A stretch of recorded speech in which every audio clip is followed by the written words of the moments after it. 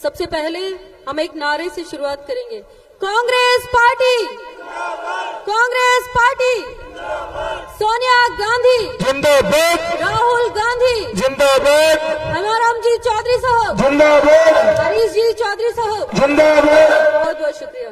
पांडुओं की इस तपोत भूमि में मैं सबसे पहले चौहटन की इस विधानसभा की निवासी होने के नाते आदरणीय हम सभी के परम आदरणीय हेमाराम जी चौधरी साहब यहाँ तशरीफ लाए हैं। आपका हम सभी की तरफ से तहे दिल से आपका इस्तकबाल करती हूँ।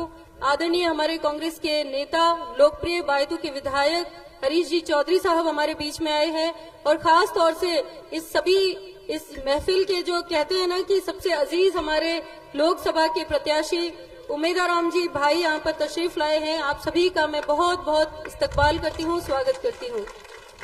हमारे बीच में जैसलमेर से तशरीफ लाए आदरणीय रूपाराम जी मेघवाल साहब, आदरणीय मदन जी प्रजापत साहब, आपका भी मैं स्वागत और इस्तकबाल करती हूँ। ज्यादा बात नहीं करूंगी, मुझसे पूर्व वक्ताओं ने बहुत सारी बातें आपके बीच में रखी और जिनको हम सुनना चाहते हैं वो सभी आपके सामने यहाँ पर बात रखेंगे।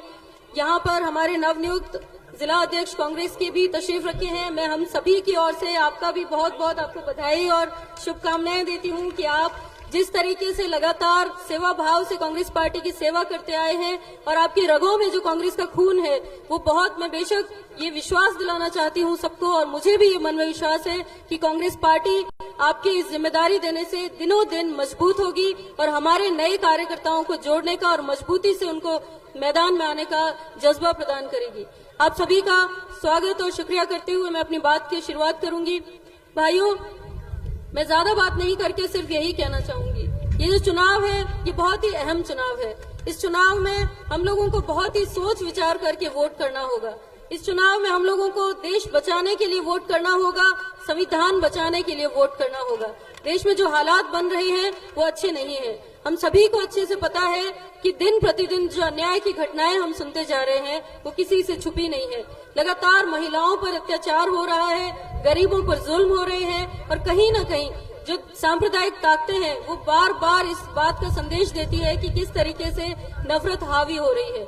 मैं आपसे निवेदन करूंगी कि इस देश का जो डीएनए है वो नफरत का डीएनए नहीं है। इस देश का डीएनए मोहब्बत का डीएनए है और मैं चाहती हूँ कि हम इस बॉर्डर के इलाके में रहते हैं, हर धर्म हर जाति के लोग यहाँ पर रहते हैं, लेकिन मैं विश्वास के साथ कहती हूँ कि इस इलाके में हमने या हमसे पहले जो भी बुजुर्ग हैं उन्होंने कभी भी नफरत को हावी नहीं होने दिया है। मैं आपको विश्वास दिलाना चाहती हूँ कि सिर्फ और सिर्फ कांग्रेस पार्टी एक ऐसी पार्टी है जो हर बार भाईचारे की बात करती है, अमन की, चैन की बात करती है। मैं एक महिला होने के नाते आपको कहना चाहती हूँ कि हमें नहीं चाहिए बहुत सारा धन या दौलत, हमें चाहिए सुरक्षा। हम सभी यहाँ पर बैठे हुए लोग, जितने भी लोग हैं, अपने परिवारों से आते हैं और सबसे ज्यादा मजबूती अगर इंसान को कोई देता है तो अपना परिवार देता है। एक किसान भूखा प्यासा रह करके, अपना पेट बांध करके वो हर चीज अपने औलाद के लिए करना चाहता है। अगर आपका बच्चा घर से निकलते हुए अगर सुरक्षित नहीं है तो शायद मुझे लगता है कि ये वोट किसी काम का नहीं रहेगा। मैं आपसे निवेदन करना चाहती हूँ कि ये जो रंग बिरंगी पगड़ियां हमारे यहाँ पर दिख रही है, यही हमारा सम्मान है, यही हमारा स्वाभिमान है। ये रंग बिरंगी जो पगड़ियां, ये साफे नजर आ रहे हैं। भाइयों, इन साफों को, इन पगड़ियों की लाज रख लेना और हमारे इस देश को, इस संविधान को बचा लेना।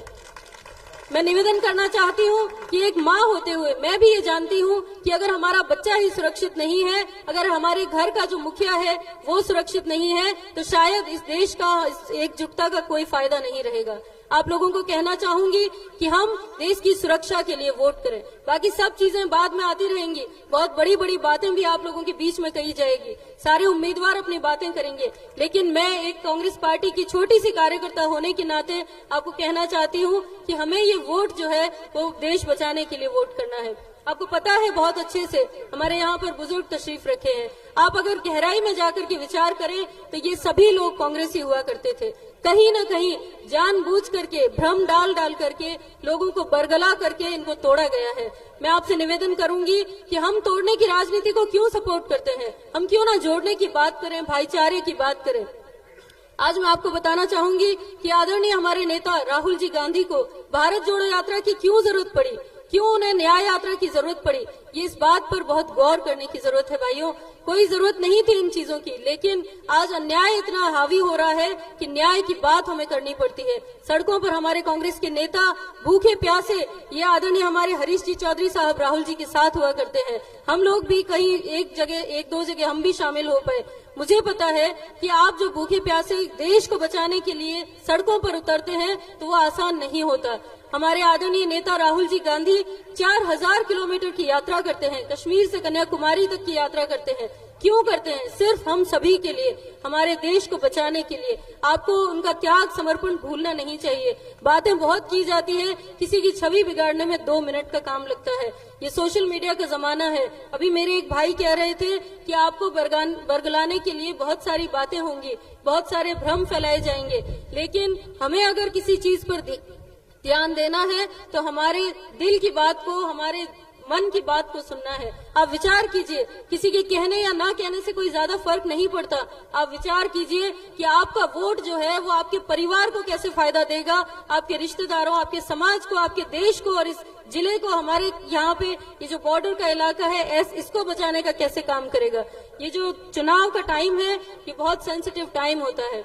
इस टाइम में कई चीजें आती हैं आपके बीच में, लेकिन भाइयों निवेदन यही करूंगी कि बहुत सोच विचार करके, आत्मचिंतन करके इस वोट का हम अधिकार का प्रयोग करें। आपको पता है कि भूमि का, अगर जमीनों का हक दिलाने का काम किसी ने किया तो कांग्रेस पार्टी ने किया। अगर हमें वोट का अधिकार किसी ने प्राप्त किया, हमने तो कांग्रेस पार्टी की बदौलत किया। आदरणीय हमारी नेता सोनिया जी गांधी न्याय की प्रतिमूर्ति है। आप सभी को पता है कि उन्होंने कितना समर्पण और त्याग किया। अगर हम लोग देखते हैं राजनीति में रहते हुए तो दिन प्रतिदिन हम लोग ये महसूस करते हैं कि हर इंसान को पद चाहिए, कोई भी हो, चाहे छोटा से छोटा भी अगर इंसान होगा तो उसे भी पद चाहिए। लेकिन भाइयों, ये बहुत गहराई से आपको विचार करने की जरूरत है कि एक ऐसी महिला जिसने प्रधानमंत्री का पद ठुकरा दिया सिर्फ और सिर्फ इसलिए कि हमारा देश बच सके और उसे एक अच्छा प्रधानमंत्री मिल सके। आप सभी को मैं निवेदन करना चाहूंगी कि बहुत गहराई से विचार करें। अभी आज देख लीजिए कितने अन्याय हो रहे हैं। युवा तैयारी करते हैं। आप सभी को पता है, मैं भी किसान परिवार से आती हूँ। जब एक किसान जो होता है वो पूरी जिंदगी मेहनत करता है, अपना पेट बांध करके वो ये सोचता है कि मैं आधी रोटी खाऊं लेकिन मेरा बच्चा पढ़ लिख करके कल ऑफिसर बने। हर इंसान का ये सपना होता है। वो बच्चा जब एग्जाम देने जाता है वो पूरे साल तैयारी करता है, कोचिंग का खर्चा करता है और उसके बाद में सुनाई ये दिया जाता है कि एग्जाम्स कैंसिल हो गए, भर्तियां नहीं हो रही। तो आप सोचिए उस बच्चे पर कितना बड़ा डिप्रेशन का वो शिकार हो जाता है। हमें बहुत गहराई से सोचने की जरूरत है। आपको बताना चाहूंगी, जब नोटबंदी का रात में एक तानाशाही फरमान जारी हुआ था, आपको पता है गांव में हमें ज्यादा दिक्कत नहीं होती, लेकिन शहरों में जो एकल परिवार रहते हैं उन महिलाओं की क्या हालत हुई होगी जो रात को 12 बजे ये सुनती हैं कि नोटबंदी हो गई है।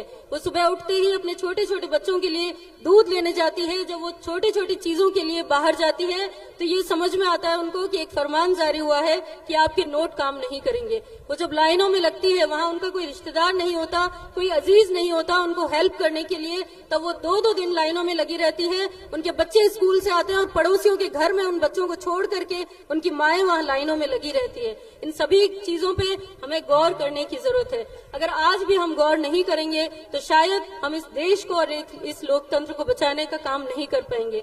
मैं निवेदन करूंगी कि आने वाली पीढ़ियां अगर हमें माफ नहीं करेगी अगर हमने गलत वोट किया। मैं आदरणीय भाई उमेदाराम जी को ये विश्वास दिलाना चाहती हूँ कि हमारे नए जिला अध्यक्ष जी के नेतृत्व में हम सभी आपको ये विश्वास दिलाते हैं कि चौहटन विधानसभा की पूरी टीम, हमारे कांग्रेस के प्रत्येक कार्यकर्ता बहुत जोश और जज्बे के साथ, क्योंकि आप हमारे कांग्रेस पार्टी के लोकप्रिय प्रत्याशी बन गए हैं, हम सभी एकजुट होकर के, सभी गिले शिकवे भुला करके, आपसे कंधे से कंधा मिला करके आपको मजबूत करने का, कांग्रेस पार्टी को मजबूत करने का काम करेंगे। आप सभी से हाथ जोड़कर निवेदन करूंगी कि एक बार हाथ उठा करके आप सभी विश्वास दिला दीजिए कि कांग्रेस पार्टी मजबूती प्रदान करेगी और यहां से हम विजय की ओर जाएंगे। आप सभी का बहुत बहुत धन्यवाद। जय हिंद।